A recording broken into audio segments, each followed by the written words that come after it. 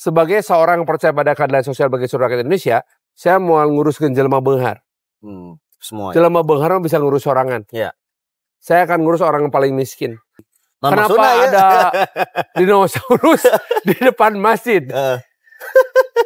Purba ya. Selama 2 syarat itu tidak terpenuhi, selama itu juga zonasi hanya omong kosong belaka. Ya. Berkat kerja keras Pak Oded, maka ada program strategi nasional masuk ke Kota Bandung sepanjang 5 tahun ini, dari tahun 2018 sampai tahun 2023, senilai 42 triliun. Buat di Bandung, zonasi itu nggak masuk akal. Pada akhirnya, apapun masalah yang ada di Kota Bandung, tidak pernah selesai. Itu sebabnya dibutuhkan. Oke, kita ngobrol di PR.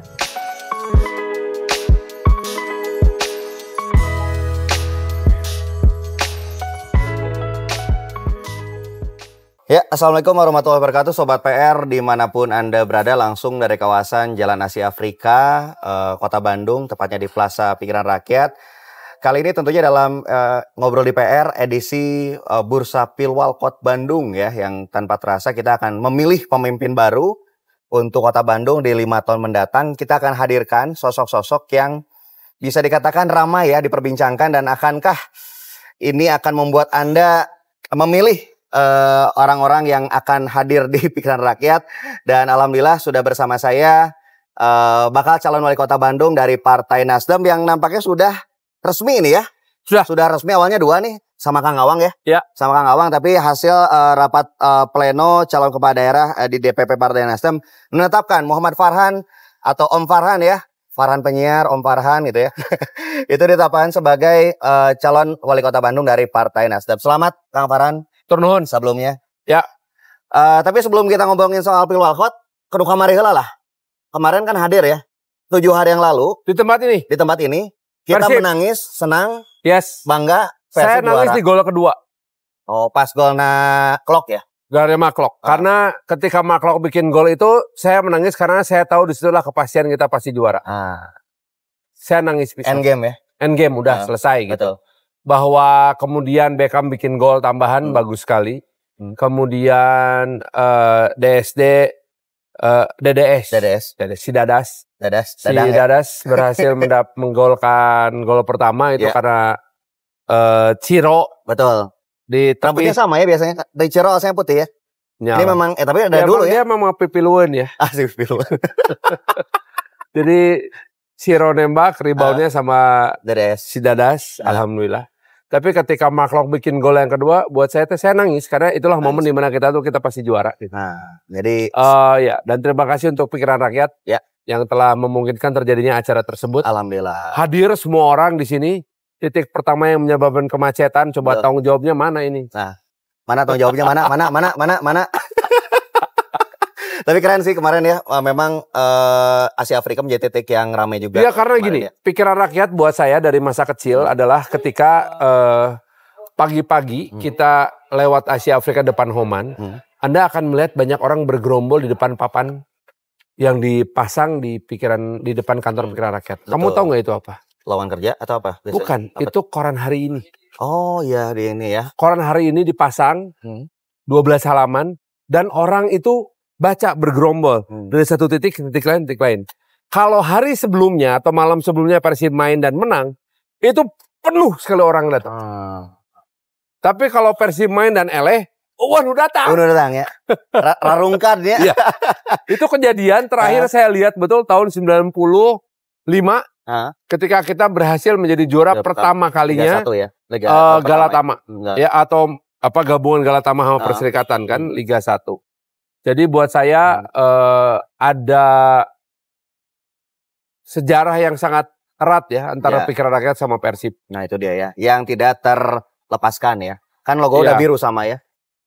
Logo udah biru sama. Tapi ini ngomong-ngomong, tapi ngomong-ngomong ya, sebelum kita ngomongin wali kota, akhirnya banyak juga yang nanya gitu kan. Sebenarnya lebih enak nguruskan, dulu pernah di manajemen juga ya di PT PBB ya, di awal 2009 ya Om Farhan ya. 2009 sampai 2015. Sampai 2015. Pas Persib juara 2014 berarti kan? Ya. Nah, lebih enak ngurus Persib dengan segala dengan segala keunikan dan juga suka dukanya, atau ngurus warga sebagai anggota dewan atau nanti sebagai wali kota? Lebih enak urus warga. Warga ya? Iya. Urus Persib itu beban. Nah, beban? Kalau suara bobotoh nggak didengerin, kita dihujat. Oh. Begitu suara bobotoh didengerin, contohnya ganti pelatih, kita ganti pelatih. Terus anger elehnya, anger dihujat. Berapa kali di demo dulu? Wah, tiap minggu saya di Tiap demo. minggu ya? Tiap minggu saya di demo. Demo pertama yang saya rasakanlah ketika kita mengancam akan memecat si Darko. Bukan. Siapa? Eloko. Oh. Saya mengancam akan memecat Eloko, bocor saya di demo. Tapi demonya nggak sampai keliput. Karena kan bobotoh menganggap bahwa Eloko adalah jagoanna. Betul. Tapi di mata manajemen, Eloko adalah biang kerokna karena nggak mau bayar pajak. Oh. Padahal dia waktu itu masih WNA. Sebagai WNA dia mesti bayar pajak 35% gross Padahal dari pendapatan. Lah WNA. Iya sih. Dia warga negara Uruguay. Kita bayar pakai uang kita sendiri. Terus nggak mau bayar pajak. Saya disundrungkeun we. Nah, mulai ke manajemen bayar pajakna. Iya. Enak aja. Ya Pak Pito ya. Enggak dong. Jadi hal pertama yang saya lakukan waktu itu bersama teman-teman, salah satunya Risa, itu adalah melakukan pembenahan governance yang baik. Hal pertama tentunya adalah beresin kontrak, bayar pajak, lunasin utang. Waktu itu kita punya bis. Betul. Dan 2 mobil operasional. Tidak ada satupun yang punya BPKB. Aduh. Kebayang tuh 2010 kita baru tahu. Ternyata bis yang kita pakai dan 2 mobil operasional itu nggak punya BPKB. Nggak ketahuan siapa yang punya. Aduh sih, nusaha itu ya. Nggak tahu. Terus kita berkantor di Sulanjana, nggak ketahuan siapa yang punya. Gerha Persib teh. Iya. Tahu sih, tapi saya nggak boleh bilang. Kemudian akhirnya kita melakukan legalizing istilahnya ya. Jadi semuanya dilegalkan dengan paper yang benar. 2 mobil operasional dan 1 bis itu kita scrap, kita nggak mau pakai lagi. Mangga we badan nunganggo mangga. Kita nggak mau pakai lagi. Selebihnya apa? Kita sewa terus. Kemudian kantor itu pelan-pelan kita cicil kepada entah siapa pemiliknya itu sehingga lunas. Dalam 21 kali cicilan. Ya, diangsur ya. Menjadi milik kita. Kemudian yang kita lakukan juga waktu itu adalah melakukan yang namanya appraisal brand Persib. Nilainya berapa sih brand Persib teh? Karena kalau kita mau ubah itu nggak boleh. Kita di demo, itu demo yang kesekian kalinya. Saya di demo karena saya mengusulkan perubahan logo Persib. Oh iya betul. Terus kan ditanya kenapa Farhan mau mengusulkan perubahan logo Persib? Karena kemiripan logo Persib dengan kemiripan logo pemerintah Kota Bandung ada lebih dari 8 item. Dan itu membuat kami tidak bisa mendaftarkan hak cipta atas merek tersebut.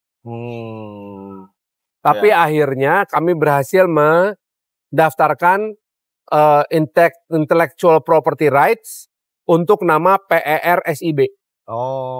PER SIB Persib. Itu boleh. Logonya nggak bisa. Logonya akhirnya kita modifikasi sedemikian rupa sehingga tetap identik dengan logo Pemkot Bandung, tetapi tidak 100%. Karena ada tulisan Persibnya juga kalau nggak salah ya? Bukan masalah tulisan Persibnya. Logo benteng, logo sungai, warna, itu kan punya Pemkot Bandung semua. Betul. Jadi kita nggak bisa, kita tidak bisa melakukan pendaftaran hak paten atas logo Persib. Jadi ya sudahlah, itu milik bersama saja. Jadi kalau ada sampai yang memalsukan dan lain-lain, urusannya bukan sama PT PBB, tapi urusannya sama pemerintah Kota Bandung. Ya. Gitu. Itu sama rame juga ya soal cilok Persib ya apa? Iya terserah, kita nggak bisa ngomong. Tapi kalau menggunakan nama Persib, baik menggunakan font yang kita bikin maupun font mereka sendiri, itu nggak boleh. Seperti itu ya. Jadi rumit juga ya ternyata ya? Rumit, tetapi sehebat-hebatnya legal standing kita, kita tidak mungkin datang ke Sidolik, terus memberantas semua orang-orang yang bikin kaos Persib palsu. Tahu nggak kenapa? Kenapa tuh? Karena rata-rata nu jualan dan nu nganyin bauturan saya. Ternyata ya. Nggak bisa dong. Iya. Mau datang ke Balubur terus ditewakan gitu nggak bisa. Yang ada saya digebukan. Bahaya perkara itu. Betul sekali. Nah, artinya kan rumit, tapi ngurus warga gimana tadi? Kalau ngurus warga udah jelas kebutuhannya. Kan gini, sepak bola itu kalau nggak ada, memang nggak akan bikin mati. Ya. Tapi Persib itu kalau nggak ada, nggak akan bikin hidup. Ya. Betul? Betul. Nah, tapi kalau ngurusin warga, ada 23 sektor yang harus diurus. Mulai dari akses pendidikan, layanan kesehatan, sanitasi dan air minum, air bersih, sanitasi dan air bersih. Kemudian infrastruktur, kemudian kesehatan ibu dan anak, ini baru 5. Masih ada 18 lagi yang bisa saya sebutkan. 23 bidang ini bagaimanapun juga harus dijalanin karena apa? Saya seorang yang percaya kepada keadilan sosial bagi seluruh rakyat Indonesia. Ketika kita bisa mensejahterakan kelompok masyarakat lapisan paling bawah, maka akan terjadi yang namanya efek ungkit atau leveraging. Dari kelompok yang paling bawah akan mengungkit ke atas sehingga akan mengangkat harkat dan kesejahteraan kelompok yang di atasnya. Jadi, sebagai seorang yang percaya pada keadilan sosial bagi seluruh rakyat Indonesia, saya mau nguruskan jelema benghar. Semua. Jelema benghar bisa ngurus sorangan. Saya akan ngurus orang yang paling miskin. Karena ketika orang yang paling miskin kita urus, maka nupang beharna akan ke bawah. Nggak pernah dalam sejarah modern umat manusia, ketika pemerintahan sebuah wilayah hanya fokus kepada kelompok yang paling kaya, dia akan menarik yang bawah. Nggak pernah. Tapi ketika pemerintahan itu fokus kepada kelompok yang paling bawah, dia akan mengungkit kelompok yang di atasnya. Itu terbukti di mana-mana. Itu dia. Jadi salah satu hal yang jadi concern andai kata nanti, dan juga mungkin ini keterpanggilan atau seperti apa sebenarnya? Karena kan ada juga yang mungkin sebagian orang ketika maju sebagai wali kota ini terpanggil gara-gara melihat kondisi Bandung. Yang kedua desakan juga mungkin. Sebenarnya nggak mau juga sih, tapi didesak sama kelompok tertentu gitu kan. Udah maju-maju. Itu pernyataan paling munafik.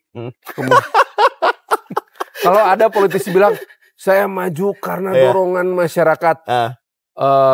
Wadul.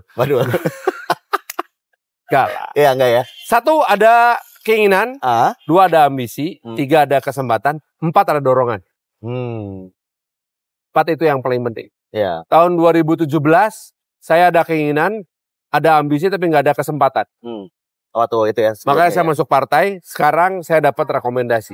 Nah, akhirnya dapat rekomendasi dari Partai Nasdem. Betul. Harus ada itu semua. Betul. Nah, lalu bicara Kota Bandung, banyak yang bilang Bandung itu autopilot, Bandung itu sareksek sekarang, Bandung itu Gotham City dan sebagainya. Nah, Om Farhan melihat Bandung sekarang seperti apa sih? Saya kira semua orang tuh cinta Bandung. Saya sangat menghargai PJ Wali Kota Pak Bambang yang dalam beberapa bulan terakhir bekerja dengan luar biasa, terutama ketika tidak punya sekda yang definitif. Mau nggak mau wali kota jadi aktif gitu. Kebetulan beliau juga seorang birokrat yang sangat baik. Jadi beliau bisa bekerja dengan luar biasa gitu ya, mau nggak mau. Kalau kita tarik mundur ke belakang, wali kota pengganti almarhum Mang Oded katewak ya. Tanggal 14 April 2023. Saya sampai hafal. Hafal ya. Jam 18.30 setelah buka puasa. Di Cipaganti. Saat buka puasa di Cipaganti. Dilan. Kemudian sebelumnya tanggal 11. 11, 12, 13. Kalau nggak tanggal 21. Tanggal 21 Desember 2002 Hiji. Pak Oded wafat. Nah, jadi kita memang itu agak autopilot. Ketika Pak Yana ditangkap, maka Pak Ema. Tapi ketika Pak Ema menjadi tersangka juga ya, otomatis kita ini sejak tahun 2021 sampai hari ini itu menjadi kelompok masyarakat yang luar biasa hebatnya. Istilahnya adalah namanya resilience atau daya tahan, persistence atau daya juang. Jadi kita ini masyarakat Kota Bandung yang punya daya tahan dan daya juang, walaupun nggak punya pemimpin yang definitif, kita bisa maju. Apakah autopilot? Enggak. Karena sebagai komunitas, kita punya pemimpin sendiri-sendiri setiap komunitas. Bahwa nanti formalnya harus punya seorang wali kota. Pertanyaannya adalah, apakah wali kota ini akan mengambil alih pekerjaan semua para pemimpin ini? Enggak. Ya. Wali kota itu harus, kalau saya kerja dengan bahasa Sundana ya. Oh, sok. Tapi bahasa Inggris nama set the tone. Menentukan narasi. Narasi naon kurang dibawa teh. Ya. Bandung beberes Bandung. Bandung butuh perubahan. Bandung asik. Bandung enakeun atau Bandung naon. Bandung itu, well sebenarnya. Bandung well misalnya. Itu adalah pekerjaan dari seorang pemimpin. Yeah. Set the tone. Nah, dengan demikian kemudian nanti masyarakat akan ngikutin. Gitulah kira-kira. Jadi ada arah yang jelas, narasi yang jelas supaya masyarakat juga arah pemimpinnya kieu gitunya kurang lebih. Betul. Jadi contohnya nih pada Pak Ateng Wahyudi waktu itu mengangkat narasi berhiber. Tahu Bandung berhiber singkatan dari apa? Hijau, bersih. Bener nggak? Salah. Salah apa ya? Lupa ya? Bandung berhiber. Bandung bersih dan hiber. Oh. Ngapung ya. Aslinya Bandung hijau, bersih hijau berbunga. Hijau berbunga. Bandung bersih hijau berbunga. Jadi semua orang berhiber sampai Kang Ibing almarhum mengatakan berhibernya hotel cenah maneh berhiber teh naon? Berhiber teh bersih dan hiber. Itu adalah sebuah narasi yang dibangun. Sampai kemudian waktu itu Pak Dada mengangkat sebuah narasi lain yaitu biar macet asal makan. Terkenal Bandung macet sareuseuh, tapi bisa makan nggak? Dapat kerjaan nggak semua? Ya kan, maka Pak Dada meneruskan kebijakan Pak Ateng waktu itu yang mengubah semua ruas jalan dan wilayah di Kota Bandung tidak ada larangan membuka usaha. Kecuali satu-satunya tanjakan ya. Tanjakan adalah izin tetangga. Mau dimanapun kamu berusaha di ruas jalan di Kota Bandung ini, kalau tetangga kamu tidak keberatan, sok mangga teh teuing. Maka contoh yang paling tepat adalah kalau Anda perhatikan Jalan Gesan Ulun. Tahu Jalan Gesan Ulun di mana? Di mana? Anak selatan. Saya anak Cileunyi, Pak. Silakan Anda cari di Google Map. Jalan Gesan Ulun adalah jalan yang berbentuk U yang paling elit pada masanya. Sampai tiba-tiba ada seorang pengusaha di Jalan Surohaji Juanda bikin hotel. Namanya Luxton. Nembus ke Gesan Ulun. Dan ini mengganggu kenyamanan para warga Gesan Ulun. Tapi tetap berdiri karena apa? Karena diizinkan oleh warga. Maka Anda akan melihat Jalan R.M. Marta Dinata jadi pinuh kudunya usaha. Padahal dulunya perumahan. Jalan Progo demikian juga. Jalan Anggrek demikian juga. Banyak jalan-jalan kecil itu. Nggak usah diomongin kalau Jalan Asia Afrika, Astana Anyar, Otista, Sudirman, Lengkong. Kopo, Lengkong, wah gitu ya. Sehingga memang tidak pernah ada satupun wilayah di Kota Bandung ini yang berani mengatakan dilarang menjadikan wilayah pemukiman sebagai tempat usaha. Karena apa? Karena para pemimpin kita set the tone, narasi bahwa lebih baik macet daripada lapar. Biar macet asal kenyang. Gitu. Maka datanglah Ridwan Kamil. Set another tone. Apa tone-nya? Design as solution. Sebagai seorang yang ngerti desain, yang ngerti urban planning. Wah, cis budak ITB teh. Sia mati lu pinter gitu. Maka dia kemudian membangunlah yang namanya titik-titik akupunktur kota. Saya nanya kepada beliau, akupunktur teh what is the maksud Pak Wali? Beliau bilang bahwa pilih wilayah-wilayah Kota Bandung, perbaiki, maka dia akan menularkan perbaikan ke sekelilingnya. Persis seperti akupunktur. Sini coba saya lihat tangannya. Oh, sakit nggak? Sakit. Sakit. Oh, ginjalnya kita perbaikin. Akupunktur. Ya. Maka beliau beresin alun-alun. Ya. Beliau beresin taman-taman. Gitu ya. Ruang-ruang publik lah ya. Ya, ruang-ruang publik gitu. Sayangnya memang beliau hanya 5 tahun. Sehingga beliau tidak bisa memberesi daerah selatan dan timur. Ketika beliau di timur berusaha membangun sesuatu yang berbeda dengan menempatkan patung dinosaurus di alun-alun Ujung Berung, maka para ulama protes. Kenapa ya? ada dinosaurus di depan masjid? Purba ya. Ya. Maka dipindahkan ke Cibenying. Ya, betul. Terus karunya teh dinosaurusnya. Ya. Baik. Betul. Tapi Om Farhan karena hanya satu-satunya di Kota Bandung dinosaurus perlu mendapatkan surat pindah. Aduh, karunya ya. Nah, ya. Setelah Kang Ridwan Kamil, maka tidak ada satupun pemimpin Kota Bandung yang set the tone. Ya. Mang Odet sebagai seorang ustadz hanya mengatakan mari bina sumber daya manusia. What is the tone that apa sih narasi yang mau dibawa oleh Pak Odet? Pak Odet waktu itu sebetulnya kerja kerasnya luar biasa hebat sekali. Berkat kerja keras Pak Odet, maka ada program strategi nasional masuk ke Kota Bandung sepanjang 5 tahun ini dari tahun 2018 sampai tahun 2023 senilai 42 triliun.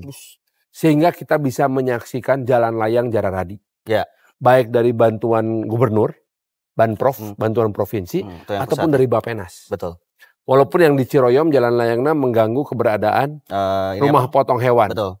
Yang antik dan bau tokai sapi. Nah, ya, tapi terselesaikan. Ya. Namun beliau tidak bisa membawa sebuah narasi, apalagi kemudian diganggu oleh adanya COVID. Sehingga satu-satunya narasi yang sempat ditertawakan oleh orang Bandung, termasuk saya, adalah ketika beliau bikin program chikenisasi. Ya, miara hayam ya. Ya, miara hayam gitu.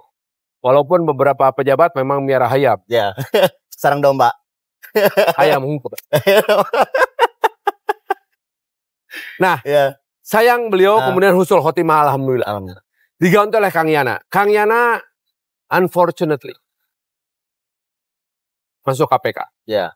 Jadi Bandung itu sekarang bisa disebut autopilot, auto resilience, auto precision karena apa? Karena kehebatan warga-warganya. Hebatnya warga Bandung tanya. Hebat warga Bandung. Tapi siapa yang lebih hebat daripada warga Bandung? Siapa? Para birokratnya. Oh iya. Para birokratnya tidak melakukan pemberontakan dalam tanda kutip. Penegak hukum dari mulai polisi, jaksa sampai pengadilan tetap menjalankan tugasnya dengan ininya. Tentara baik di Kodam maupun di Kodim sampai ke Koramil tetap menjaga. Forkopimda aman lah ya. Betul, Forkopimda aman. Walaupun berganti-ganti. Padahal Kota Bandung memiliki nilai yang sangat strategis sebagai epicentrum dari Jawa Barat. Ya. Betul. Oke, aku udah kebanyakan ngomong. Terus? Ya, minum dulu Om. Jadi memang hal yang menarik. Tapi ketika akhirnya kan Om Farhan hadir insya Allah gitu kan. Akan bertarung lah. Berkompetisi untuk memikat suara masyarakat Kota Bandung. Nah, program apa sih yang ditawarkan? Artinya kan seperti itu kan. Masyarakat kan. Ya, lu mau jadi wali kota kita. Lu emang program lu apa sih? Nah. Ya. Yang pasti ada 23 program yang harus dipenuhi sebagai KPI kita terhadap Kementerian Dalam Negeri. Satu ya, itu program harus ya. Kedua adalah ada 3 program yang sebetulnya sangat sederhana tapi mesti kita lakukan. Satu reformasi birokrasi. Tentu pertanyaan, naon atuh Pak reformasi birokrasi teh itu. Reformasi birokrasi adalah ketika masyarakat merasakan birokrasi teh membantu, bukan menyusahkan. Bayangkan, kamu sudah nikah? Sudah punya anak? Sudah. Waktu anakmu lahir, di mana kamu mengurus akte kelahiran? Rumah sakit, terus ke Risuk Capil, terus ke RT RW, bla bla bla. Panjang. Bayar gak? Gratis. Oke, siapa karena yang ngurusin? KTP-nya wartawan. Tapi nggak tahu yang lain. Siapa yang ngurusin? Sendiri. Ya. Saya sendiri. Saya membayangkan yang justru sebetulnya datang ngurusin adalah memang petugas Dukcapil. Oh, jemput bola gitu ya? Jemput bola. Apakah memungkinkan? Sangat memungkinkan. Tidak semua orang cukup beruntung seperti kamu melahirkan di rumah sakit. Ada banyak warga kita melahirkannya harus di rumah. Ku paraji. Ku bidan. Oke. Kira-kira Pak RT, Pak RW tahu nggak?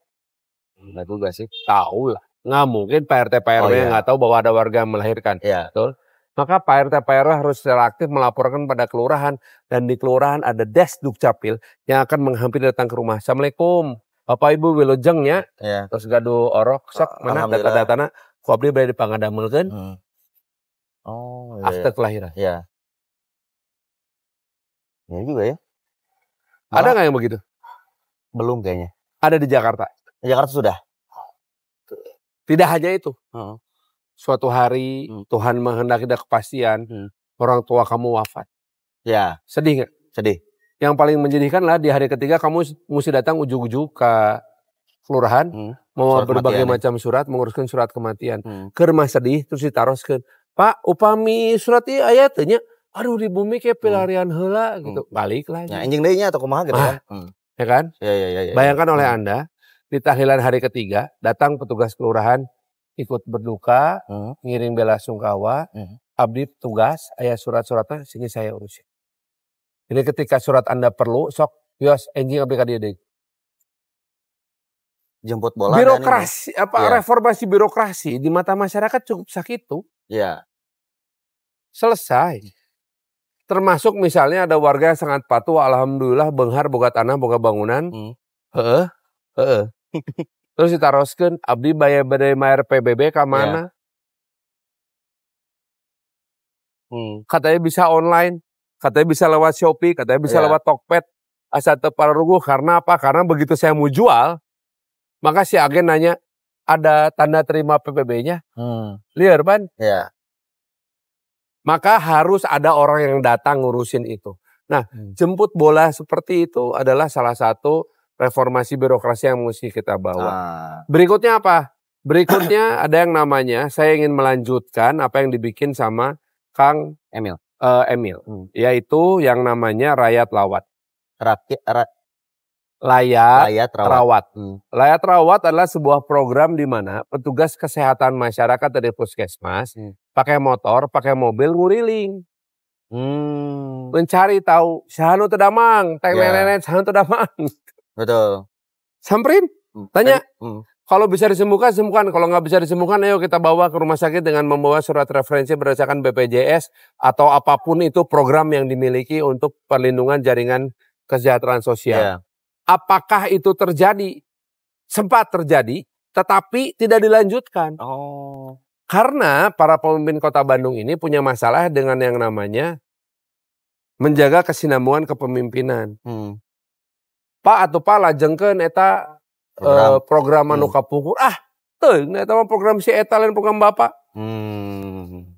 Walaupun memang program si eta nyelieur. Contohnya Cihamplas Skywalk eta ya Allah Gusti nyelieur. Tapi udah mesti dilanjutkan, mesti kita cari solusi. Betul. Jangan dibiarkan menjadi seperti itu. Sampai hari ini saya nggak berani tuh lewat Cihamplas. Power. Aya skrup rak-rak, aya bata rak-rak gitu kumaha. Terus nimpah mobil saya, nimpah saya kanu motor kumaha. Bener? Nah, matak saya terakhir ketemu dengan Pak Bambang saya bilang, Pak ngawiat Cihamplas pangaberesankeun. Ditambah dengan beberapa pesan dari warga Sukajadi dan warga Cipaganti agar mengembalikan arah satu arah. Oh iya. Masih satu arah itu ya. Nyalah gitulah gitu. Tapi oke lah. Itu yang kedua ya, Layat Rawat ya. Jadi motor, mobil yang keliling. Betul. Kenapa? Karena ini akan mengurangi antrian kita ke RSUD dan ke RSHS. Kamu pernah nyobain pakai BPJS ngantri di RSHS? Pernah. Sangsara tuh? Luar biasa. Benar? Jadi pemimpin ini harus set the tone, menjadikan birokrasi sebagai birokrasi yang lebih punya perasaan. Oke? Nah, yang ketiga adalah, nah ini nih, wah iya liar pisan ya. Ini sebuah problem yang dihadapi oleh semua kepala daerah bernama PPDB. Pendidikan ya. Penerimaan peserta didik baru dengan zonasi. Bisa diubah oleh seorang kepala daerah, nggak bisa. Hanya bisa diubah oleh siapa? Presiden. Betul. Oke. Buat di Bandung, zonasi itu nggak masuk akal. Karena syarat pertama dari sebuah zonasi adalah terbentuknya atau terbangunnya semua sekolah di level dasar secara merata di setiap wilayah. Tentu di Bandung tidak terjadi itu. Contohnya alma mater saya aja. SMA Tilu jeung SMA 5. 2 SMA besar ada di satu kelurahan sebelahan. Tentu tidak adil gitu ya. Tapi apakah bisa diubah? Susah. Ketika saya nanyakan, gimana kalau kita bangun aja sekolah? Nggak bisa. Nggak semudah itu membangun sekolah itu. Banyak sekali biaya dan hal sebagainya administratif, biaya dan lain-lain. Ada satu hal lagi yang sangat sulit untuk menerapkan zonasi. Zonasi tujuannya adalah untuk menghilangkan yang namanya fenomena sekolah favorit. Ya. Oke. Bagaimana Anda menghilangkan fenomena sekolah favorit ketika saya tanya kepada Anda ayah, punya anak berapa? 2. Anda mau sekolah untuk anak Anda yang dekat rumah atau yang paling bagus? Paling bagus lah. Kalau ternyata jauh, mah diusahakan. Gitu kan? Zonasi adalah sebuah upaya yang tujuannya untuk memeratakan keadilan. Tetapi menyangkal semua basic insting manusia untuk menjadi lebih baik. Sok tanya ke semua orang, Anda mau sekolah anak Anda yang paling dekat atau yang paling baik? Kalau Anda dulu masih miskin, Anda akan bilang, nupang deket nawe, ame teh kudu ngongkos. Penting budak sekolah. Tetapi ketika kehidupan Anda membaik, maka Anda ingin sekolah anak Anda yang lebih baik. Saya hitung. Bener gitu? Bener. Saya hitung nih. Lulusan SD, seluruh SD negeri, Kota Bandung. Dibandingkan dengan seluruh kapasitas kursi kelas 1 SMP negeri se-Kota Bandung. Itu yang meleset hanya 3.000 kursi. Maka 3.000 kursi ini, 3.000 lulusan SD yang tidak diterima di lulusan SMP negeri, itu bisa dimasukkan ke dalam sekolah swasta.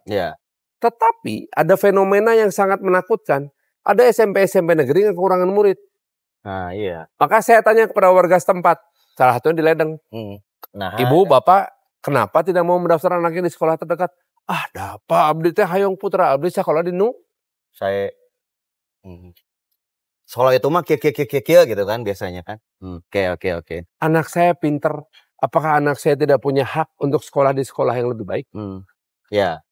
Kenapa? Karena kita sebagai pemerintahan gagal memeratakan kualitas sekolah. Selama 2 syarat itu tidak terpenuhi, selama itu juga zonasi hanya ngomong kosong belaka. Betul. 1, pemerataan jumlah sekolah. 2, pemerataan kualitas sekolah. Itu bisa. Anda tidak bisa mengharapkan seorang tua baik seperti Anda. Untuk kemudian, nggak apa-apa ya, anaknya sekolah di sekolah yang tidak lebih baik, tapi zonasi. Adil nggak? Enggak juga. Tapi kan kalau di Jakarta nih, kan tadi ngebanding sama Jakarta ya pelayanan dan sebagainya. Kalau Jakarta masalah sama, kota-kota lain sama. PPDB. Sama zonasi sama di semua kota besar sama. Sama ya. Terutama di kota-kota yang sekolahnya udah jadi. Tapi di kota yang daerah pemekaran, yang rata-rata dulunya daerah transmigrasi, sekolah itu bisa dibikin. Iya. Dan jaraknya emang jauh-jauh. Gitu. Tentu kita harus adil. Udah berapa tahun zonasi dilaksanakan? Kalau nggak salah dari tahun 2016. Enggak, 2014. 2014. Udah 10 tahun. Apakah membuat kualitas sekolah jadi merata? Nggak juga sih. Apakah membuat punten bisa ini mas, saya bukan mau merendahkan, bukan, tapi saya hanya membandingkan dalam benak Anda sebagai orang tua. Mana menurut Anda sekolah SMP negeri lebih baik? SMP 5 Bandung? Oke, 5 Bandung sama? Atau SMP Tilu Opat? 5 lah. Punten. Ya kan? Gitu kan? Apakah zonasi selama 10 tahun berhasil mengubah mindset masyarakat terhadap itu? Gagal. Terus kalau kita tahu gagal, kenapa dipaksakan? Belum lagi kan ada kebanggaan juga kan dari orang tua. Udah kurang itu subjektif. Itu subjektif. Saya nggak bisa ngomong. Karena biasanya kebijakan pemerintah tidak boleh subjektif. Kebijakan pemerintah itu adalah KPI. Oke. Nah, solusinya aku mah Kang. Harusnya seperti apa? Harusnya kalau saya mah diperbolehkan. Karena ini kalau masalah penerimaan peserta didik baru diserahkan kepada pemerintah pusat. Dilakukan pengujian. Tes kayak dulu lagi. Apakah mau dari NEM atau tes masuk? Sok we. Cobain aja. Bersaing masukin aja. Masukin aja, masukin sampai ketahuan. Iya kan? Bikin 3 level gitu yang utama, pilihan kedua, pilihan ketiga. Masuk aja dulu. Dari situ juga ada, begitu saya tahu, anak saya nggak keterima di SMP favorit, nggak keterima di pilihan kedua, nggak keterima di pilihan ketiga, apa boleh buat? Emang saya mesti bawa ke swasta misalnya. Karena apa? Itu akan menghidupkan sekolah swasta. Dengan adanya zonasi, banyak sekali sekolah swasta yang sekarang teriak-teriak minta murid. Pertanyaan saya adalah, sayangnya waktu saya di DPR, saya tidak pernah di Komisi 10. Komisi 1 ya kan ya. Komisi hijau. Saya pengen bertanya kepada Menteri Pendidikan, apa untungnya Komisi 10, apa untungnya zonasi? Terutama untuk kota besar ya. Kalau untuk daerah terbelakang, itu sangat bagus. Tapi untuk kota besar itu bukan solusi. Masalahnya apa kemudian? Terjadilah kembali lagi pungli. Maka, kalau siapapun menjadi wali kota nanti, harus bisa menjanjikan. Kalau masih zonasi dan kita tidak bisa ubah kebijakan pemerintah pusat, janjikanlah kepada masyarakat bahwa zonasi tidak akan ada pungli. Kalau zonasi tidak akan pungli, akan memberikan rasa keadilan. Sama titip-menitip ya. Itu pungli. Dan nitipnya itu gratis. Tapi ada yang gratis. Tuh bohong. Gara-gara ini, gara-gara apa, dukung saya waktu itu gitu. Enggak, bohong. Bohong ya? Bohong. Bohong. Aduh. Nggak ada. Kalaupun tidak bayar, tapi favor. Jadi contohnya, saya jadi wali kota, so Anda nutip, Pak anak saya kan saya dulu tim sukses. Oke, itu kan namanya nagih janji. Dalam undang-undang anti korupsi, itu bisa dituntut. Tuh. Itu ya. Sobat PR ya. Hanya bisa itu. Jangan sampai ada pungli. Gitu. Jadi ada 3 masalah yang menjadi fokus Kang Om Farhan ya. Betul. Yang pertama birokrasi. Reformasi birokrasi. Yang kedua tadi layanan kesehatan. Yang ketiga adalah pendidikan. Jadi akses ini pendidikan merupakan 3 yang menjadi fokus. Tapi kita akan coba tanya juga karena gini, kita break dulu Om Farhan. Jadi banyak juga yang nanya gini, dan uniknya saya pernah ngobrol sama beberapa birokrat. Ini kok jadi spesifik taman ya. Ini kok jadi nggak keurus, ternyata nggak ada anggaran. Terus kenapa jumlah, contoh pernah Satpol PP aja, Satpol PP kok nggak ditambah? Padahal kita tahu lah masalah di Bandung cukup banyak yang soal pelanggaran perda. Lalu kenapa sih di Sub ya? Di Sub hari Minggu, hari Sabtu seolah-olah kurang personil. Kabarnya karena masalah anggaran. Nanti kita coba bahas di sesi berikutnya tentunya dalam Ngobrol DPR bersama Om Farhan dalam Bursa Pilwalkot 2024. Ya, kita lanjutkan lagi setelah tadi kita jeda dulu ya. Jadi di terakhir pertanyaan terakhir itu soal kabarnya masalah anggaran. Bandung punya taman tapi tidak terawat. Bandung harusnya punya anggota Satpol PP yang banyak karena memang warganya banyak juga. Di Sub yang harus standby biar nggak ada parkir liar lah, nggak ada pungli parkir. Nah, itu seperti apa nih solusinya? Soal anggaran. Kamu cukup nggak gaji sebulan? Dicukup-cukupin sih. Ya, sama. Anggaran kita tuh dicukup-cukupin. Dipas-paskeun ya. Dipas-paskeun. Kebutuhan mah tidak terbatas.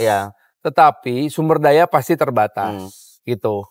Anda mengeluarkan biaya untuk anakmu umur berapa, Kasep? 5, mau 6 tahun dan 2 tahun. Masih butuh popok ya? Masih. Mahal itu diapers. Asli. Maka kamu istri kerja? Istri enggak kerja. Maka kamu akan setengah mati mencari berbagai macam cara untuk memenuhi kebutuhan-kebutuhan itu kan. Nah, dalam pemerintahan juga sama. Manajemen keuangannya kita bicara soal cash flow, inflow sama outflow. Outflow mau udah pasti ketahuan. Tinggal masalahnya kita harus menentukan yang namanya pagu indikatif dan pagu definitif.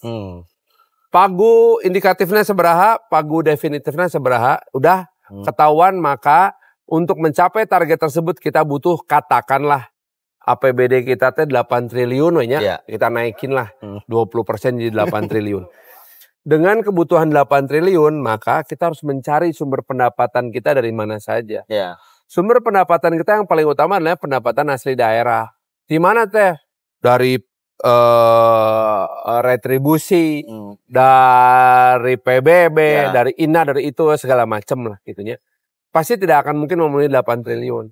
Kita pasti akan mengalami defisit. Dari mana defisit ini ketutup? Maka kita minta bantuan ke Banprov namanya, bantuan provinsi. Salah satunya apa? Sik atulah pangmayarkeun ieu trotoar. Pembangunan trotoar. Maka ditanya, trotoar nu di mana yang perlu dibantu oleh provinsi? Trotoar sepanjang seputaran ieu. Naon? Gedung sate. Gedung sate, oh ya. Sok saya masukin Banprov lah. Menibutut kieu trotoarna. Apalagi yang di jalan Cilamaya itu jadi jalan naon ya? Jalan Cilamaya itu jadi jalan naon katanya? Alah, jalan saha gitu. Ya. Lupa saya gitu nama lamanya. Perbaikin itu. Misalnya Banprov. Atau juga jalan layang. Jalan layang di mana yang menggunakan Banprov? Jalan layang yang di Ibrahim Aji itu pakai Banprov. Jalan layang yang di Supratman nembus ke Jalan Jakarta itu Banprov gitu. Lalu kita cari bantuan-bantuan dari Bapenas. Contohnya apa? Jalan layang yang di Kopo, bypass sebetulnya bukan Kopo lah ya. Itu juga bantuan dari pemerintah pusat. Ciroyom itu pemerintah pusat. Banyak hal-hal lain yang bisa kita lakukan sebetulnya. Nah, sumber pendapatan ini harus memenuhi minimal 97% dari kebutuhan 8 triliun. Harus. Nah itu sesimpel itu. Maka menjadi pilihan dari pemerintah kota untuk menentukan. Ini kalau kita punya uang untuk pengembangan sumber daya manusia, kita pakai untuk, contohnya nih, memberikan honor kepada guru ngaji di masjid-masjid, atau memberikan honor kepada Satpol PP. Kamu pilih mana? Tergantung kebutuhan juga sih. Ya mantap, kamu pilih mana? Ada balai kota mah kudu milih. Satpol PP. Dia Satpol PP. Oh berarti kamu tidak perhatian kepada pengembangan agama. Lihat. Serba salah gitu. Memang selir itu. Lalu siapa akan menjaga keseimbangan itu? DPRD Kota Bandung. DPRD Kota Bandung adalah 50 orang yang merepresentasikan kepentingan. Ada kepentingan kelompok agama, ada kepentingan kelompok pembangunan, ada kepentingan kelompok parti-parti. Kamu tahu nggak di Bandung ada kelompok parti-parti? Kelompok parti-parti ada. Nggak percaya, datang ke Gudang Selatan. Oh iya benar. Banyak. Dan kamu selidiki siapa pemilik dari tempat parti-parti Gudang Selatan? Pejabat kene. Tapi bukan pejabat Pemkot. Rata-rata apa baturna DPR jeung DPR RI. Kepentingan. Itu kepentingan karena memberikan makan kepada banyak orang. Dari orang yang paling tidak bermoral sampai orang yang kelihatannya paling bermoral. Itu tuh dihidupi oleh tempat parti-parti sekalipun. Itu mesti ada representasinya. Di mana bersatunya semua? Di DPRD. Dan itu mesti diakomodir semua kepentingan itu. Gitu. Itu yang membuat kita itu di Kota Bandung memang harus menjaga keseimbangan tersebut. Gitu. Nah itu adalah bagian dari pengelolaan keuangan daerah. Belum lagi pengelolaan keuangan daerah itu bukan tergantung dari seberapa pinter kepala daerah dan sekdanya, serta Bapenda dan perencanaan pembangunan daerahnya. Tetapi juga sangat tergantung kepada empati. Seberapa banyak akan kita tempatkan misalnya nih untuk membantu masyarakat yang harus digusur dan disediain rumah. Itu teh liur eta. Karena tidak hanya sekedar menggusur dan membikin rumah. Contohnya, kita tahu betapa ributnya orang-orang ketika kita menggusur warga yang ada di Balubur. Taman Sari ya. Edan man. Kenapa? Karena mau dibikinin rumah ke atas. Udah jadi belum bangunannya? Udah, cuman belum jelas. Ada yang isi nggak? Nggak ada deh. Nah, eta pertanyaan besar. Udah kita gusur, udah kita bangunin, ternyata tidak semudah itu memindahkan masyarakat yang biasa tinggal di grounded house. Saya teh susahnya bahasa Indonesia na grounded house naon? Apa Mang Eja grounded house? Rumah tanah. Rumah tanah. Rumah tidak bertingkat, ke dalam apartemen bertingkat. Susah loh itu budayanya. Tidak semudah itu. Belum lagi yang namanya gedung bertingkatnya. Ini mah gini, kalau kamu ngontrak terus PDAM-nya mati, maka kamu akan mompa. Ya. Atau beli kanu ngaliwat. Oke? Ketika kamu beli pada ngaliwat, jadi kenan. Mawana, susah. Tapi itu teh satu lantai. Ya. Kebayang kalau kamu tinggal di lantai 5. Pangluhurna kumanya. Pangluhurna. Kudu mau jadi ken. Ya. Itu teh tidak diperhitungkan. Ya juga ya. Jadi, memang harus ada empati membangun teh. Saya mah kagum ngelihat, wah di Balubur jadi ya. Terus tapi kosong kene, disanggup. Sararam kieu gitu ya. Enggak ada yang sanggup tinggal di situ. Ya. Oke. Hanya mikiran naon, Pak da ngangkut China ti handap ka luhur kumaha? Ya, rada olahraga gitu ya. Rada olahraga atau Bapak teh kiat, abdi mah kiat, tapi kan abdi kedah didamel, Pak enjing-enjing teh. Ya. Upami sonton abdi tacan, wih, istri saya sama anak saya emang kuat ngangkut jerigen 2 ke lantai 5. Mending enggak ada lift. Ya. Itu yang namanya kita teh harus membangun nanti dengan empati, sok pikiran atau tentu ada pertanyaan. Betul. Geus jadi parek dikumahakeun. Nya orang didik masyarakat dikuatkeun ototna. China dipompa ka luhur apa kumaha carana. Itu yang sudah terjadi. Betul. Nah, lalu apalagi yang mesti diperhatikan? Yang mesti diperhatikan adalah pada akhirnya apapun masalah yang ada di Kota Bandung tidak pernah selesai. Itu sebabnya dibutuhkan kepala daerah yang memimpin birokrasi pemerintahan Kota Bandung yang selalu ada untuk memberikan solusi. Ya, kriterianya itu ya. Itu satu. Akibatnya apa? Saya butuh waktu yang lama untuk akhirnya saya menyadari bahwa sebagai kepala daerah, seorang kepala daerah itu harus komitmen 2 periode. Ya. Jangan kurang. Oh. Karena menjadi kepala daerah adalah sebuah pekerjaan. Ya. Yang harus berkelanjutan. Untuk siapa? Untuk masyarakat, bukan untuk saya. Saya menyadari bahwa kalau sampai menjadi kepala daerah, jangan berpikir 5 tahun dari saya jadi gubernur malnya, 5 tahun dari saya jadi wakil presiden malnya, entau. Ya. Karena kalau Anda melakukan seperti itu, sebagus apapun pekerjaan Anda, pada akhirnya pekerjaan Anda itu hanya akan menjadi portfolio supaya kamu kepake menjadi level yang lebih atas. Ya. Cuma serahkan saja kepada anggota DPR. Artinya anggota DPR kerjaannya ngumpulin portfolio. Iya. Dan wajar dah itu memang posisinya di situ. Iya. Berarti yang paling penting adalah kriteria adalah komitmen. Komitmen. Dan andai kata Kang komitmen untuk membangun, ya, memimpin dan lain-lain. Ya. Dan komitmen untuk mempersiapkan pemimpin berikutnya. Oh iya. Tongkat estafetnya harus jelas. Betul. Dan kalau bisa jangan istri atau anak. Oh. Dinasti atunya. Ya, dia ngomong. Iya. Kalau bisa mah siapapun gitu. Siapapun. Contohnya Surabaya. Oke. Sekarang saya nanya sama kamu. Ya. Siapa wali kota Surabaya paling sukses? Masih Bu Risma sih. Salah. Eri. Aduh. Eri. Dia nggak tahu sejarah politik. Oh, iya. Pertanyaannya saya balik lagi ke dari sejak Bu Risma berkuasa jadi wali kota, saya mundur 10 tahun. Siapa yang mempersiapkan Ibu Risma? Pokoknya. Belum jadi wartawan soalnya. Nggak tahu, Pas. Wajar nggak tahu. Karena dia tidak terkenal. Siapa?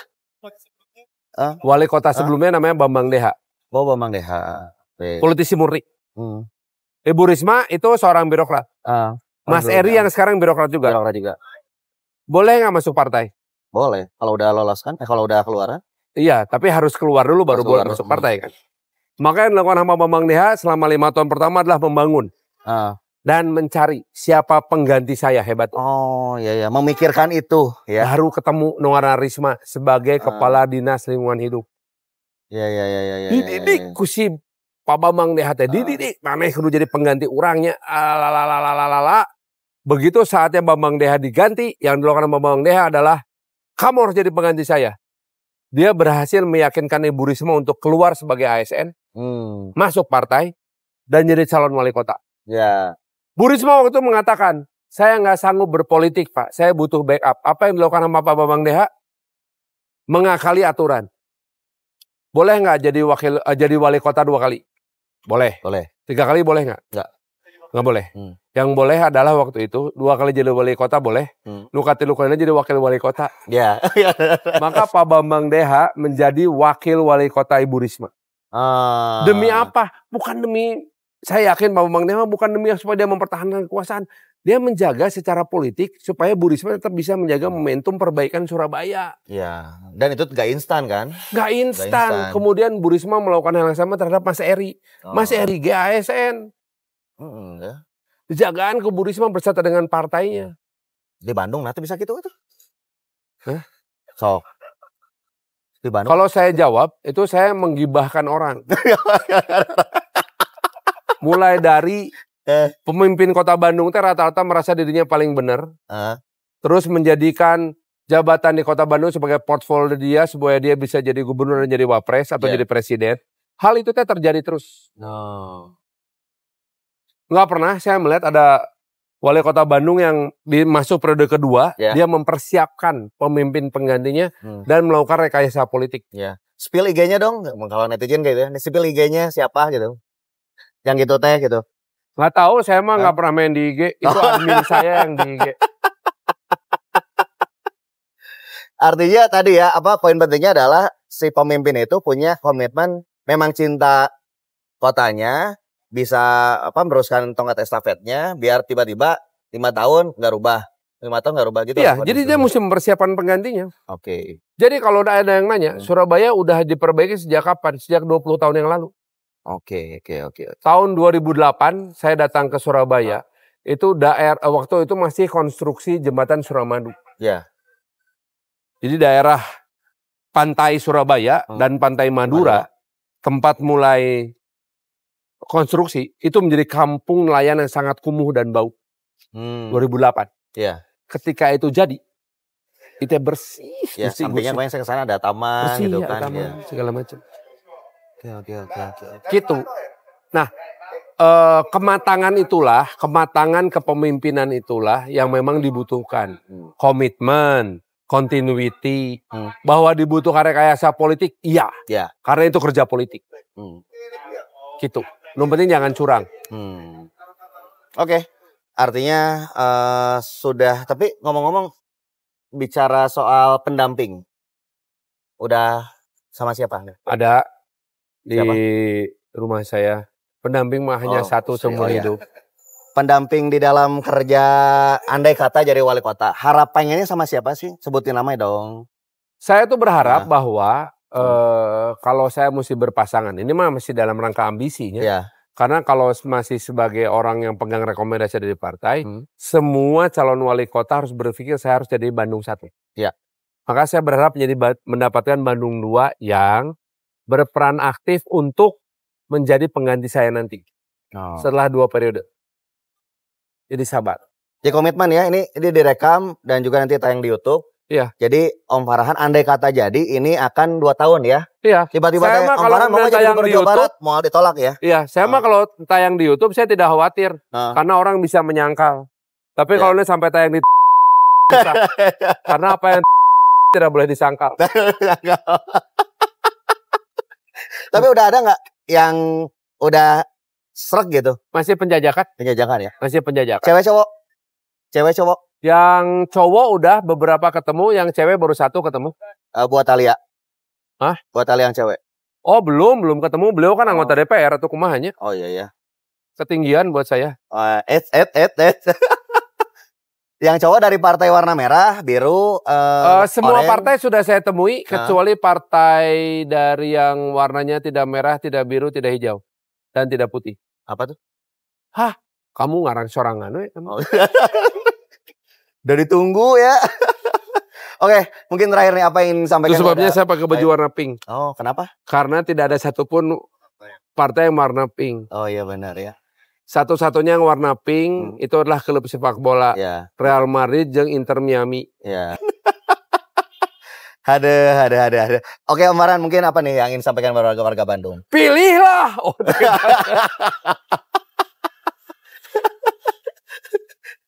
Proses pilkada kota Bandung masih sangat panjang. Dalam 2 bulan ini, Juni, Juli sampai Agustus, semua pelaku seperti saya berserta partai-partai akan melakukan komunikasi untuk mencari jodoh dan kemudian membentuk koalisi. Dari semua partai di DPRD Kota Bandung hanya satu yang bisa maju tanpa koalisi. Yang lain harus pakai koalisi. Siapa tokoh-tokohnya bisa siapapun bisa terjadi. Yang paling penting, setiap kali saya ketemu dengan para calon ini, saya tahu semangatnya sama, yaitu semangat untuk menjadikan Bandung sebagai kota yang lebih baik.